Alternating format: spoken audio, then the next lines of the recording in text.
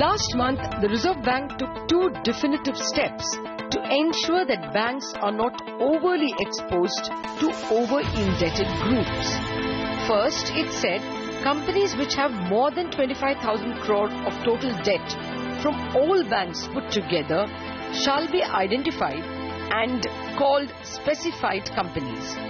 50% of incremental loans to these companies shall carry higher provisioning of 3.4% and additional risk weight of 75 percentage points. By 2019, the cutoff limit to identify highly indebted companies or specified companies will be brought down to 10,000 crore. Further, the Reserve Bank has announced draft rules for bank-wise exposure to companies and corporate groups. Hereafter, one bank can be exposed to one company only to the extent of 20% of its Tier 1 capital. This is down from 25% of Tier 1 plus Tier 2 capital allowed under current rules. For corporate groups, one bank will be allowed to lend only up to 25% of its Tier 1 capital versus 40% of Tier 1 and Tier 2 capital that is permitted now. The economic upcycle until 2011 had led to a sulfate of infrastructure projects overwhelmingly financed by banks. And now in the downturn, banks find themselves laden with NPAs and overexposed to weak groups. The current rules are intended to shore up the banking system from future overlending. But in the process, can financing of large projects become difficult? That's the question. Hello and welcome to Indianomics. I have with me a star panel.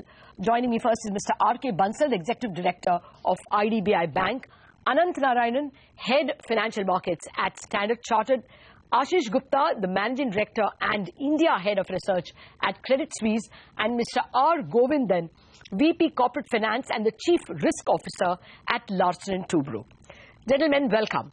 Well, let me start with Mr. Govindan first, since he is actually the affected party. Well, Mr. Govindan, first up, 25,000 crores is a fairly big limit for a single company.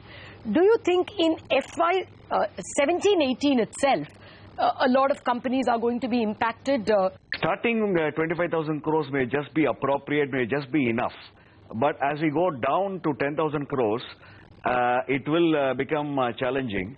And let us say we have a metro company. The total project size may be around 20,000 crores. 5,000-6,000 crores of equity, 14,000 crores of debt. Since bond markets are not yet available for PPP project or a metro project that is not yet ready, 14 or 15,000 crores of bank debt. Today, most of the financing happens through bank debt. And the other challenge you will also have is that if the bond market, if it is not ready, even financial closure, for new projects I am saying, there is an old project and you will have some new projects as well.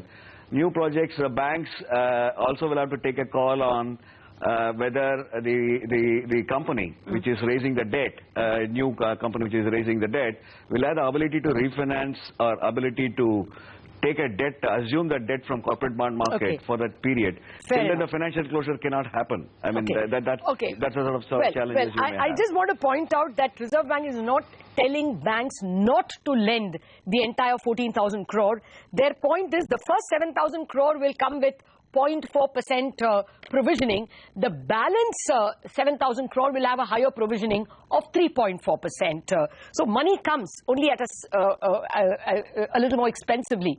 Mr. Bansal, your thoughts.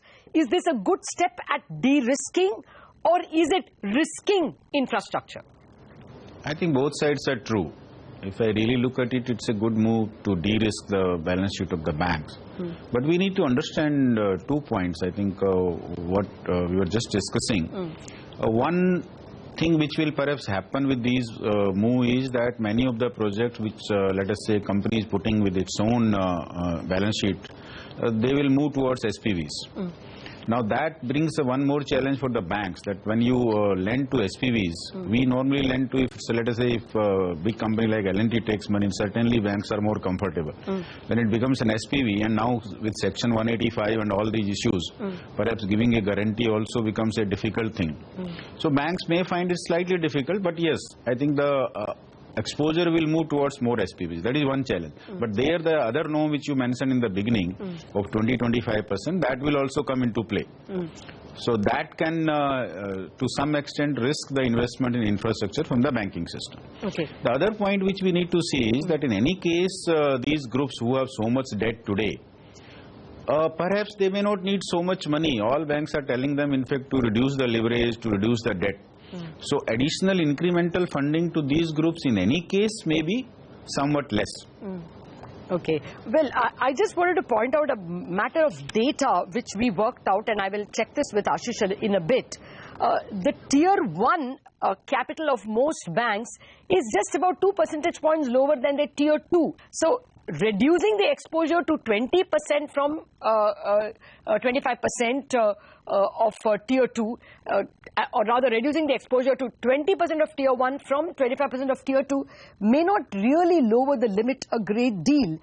Also, with board approval, the exposure to a company can be raised up to 25% of tier 1 as well. So Anant, should we really worry that the large exposure draft rules, even if they became final rules, will seriously reduce the limits of lending to infrastructure companies or any company? I think we do need to worry, Lata, because we have to understand that as a growing economy with a lot of requirement for infrastructure investments, the requirement for funding is only going to climb. So if you're looking at a static situation of current capital and comparing that with the likely demand for investment funds, let's say 3 or 4 years from now, I think it is going to be inadequate. And we also are starting with a situation where capital is scarce already as things stand. There is also the likelihood that more provisioning might eat up into capital even more. So given all of that, there is a problem. Look, I think it's a basic dilemma. The reality is the banking sector has suffered from large exposures in the past.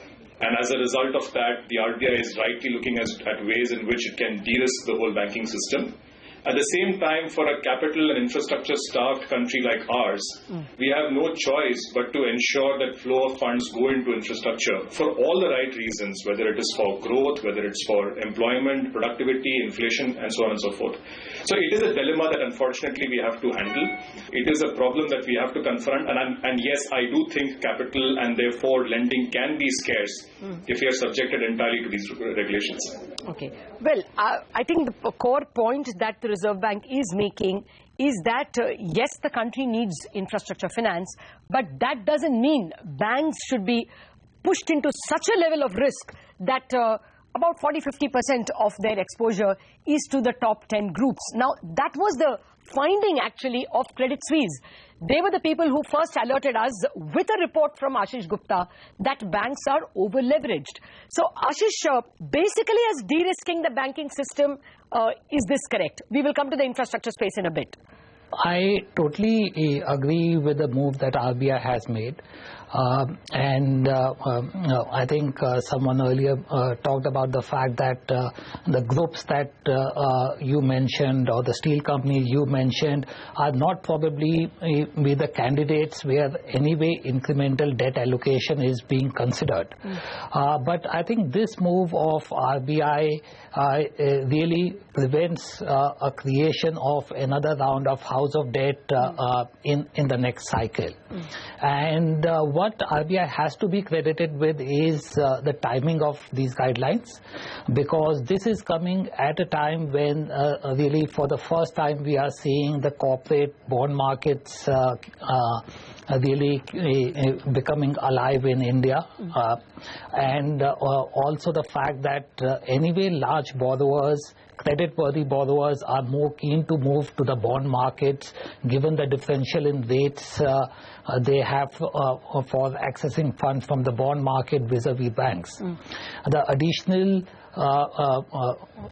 impetus to the bond market is coming from the fact that we are finding that the current government is being very cognizant of its fiscal deficit and market borrowings. And I personally believe one of the prime reasons why the corporate bond markets had not developed over the last few decades, despite several committees trying to kickstart it, was the fact that the government borrowing program itself was so large and that preempted most of the funds. So if we put these guidelines in the context of the environment they are coming in, where for large borrowers and credit-worthy borrowers accessing funds from alternative sources is possible, I think RBI should be credited for looking to de-risk the sector at this point of time.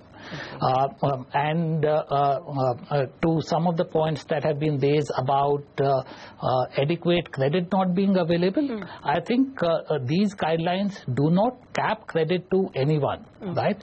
What they only say is that credit flow should be only to entities which are credit worthy, right? So and the test it is putting for that is that if some entity can raise 50% of its credit from non-bank sources, say the bond markets, and therefore it has a good credit standing, banks are available to lend the balance 50%. So it is just putting a litmus test to whether the entity is credit worthy or not.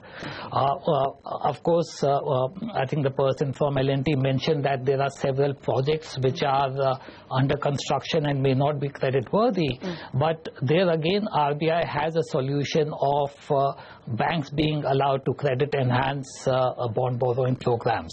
So if you look at both the context and the various tools that has RBI made available, I think this is something that can work, and frankly it is much needed.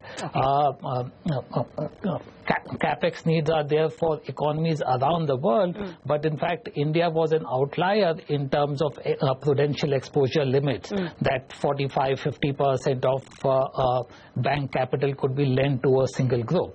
So I think it is a much needed tightening, and it is good that it is being done in the time when there is adequate liquidity available in alternate markets. All right. Well, we have to take a mandatory break.